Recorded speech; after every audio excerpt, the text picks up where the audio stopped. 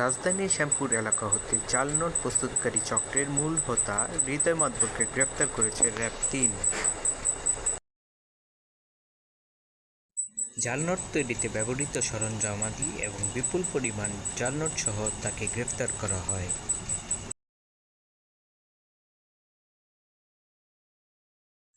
আসন্ন পবিত্র ঈদ-উল আজহাকে কেন্দ্র করে বেশ কিছু জাল নোট প্রস্তুতকারী চক্র সক্রিয় হয়ে উঠেছে বলে র্যাব গোয়েন্দা সূত্র জানতে পারে। এরই ধারাবাহিকতায় র্যাব-৩-এর একটি যৌথ আভিযানিক দল গত ৭ই জুন রাত ১ ঘটিকায় রাজধানীর শ্যামপুর থানাধীন পশ্চিম ধলাইপাড় এলাকায় অভিযান পরিচালনা করে হৃদয় মাদবরকে গ্রেপ্তার করে।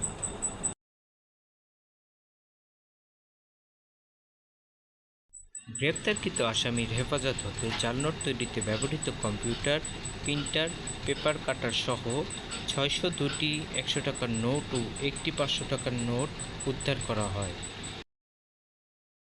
দেশি ৯টি ভুয়া এনআইডি কার্ডের ফটোকপি ও ভারতীয় ৩টি ভুয়া এনআইডি কার্ডের ফটোকপি উদ্ধার করা হয়।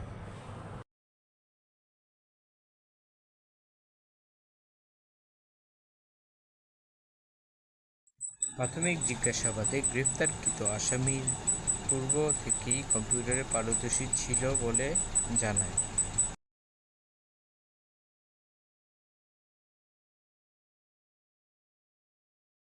গ্রেপ্তারকৃত হৃদয় মাদবর ধলাইপাড়ের একটি কম্পিউটারের দোকানে কাজ করত।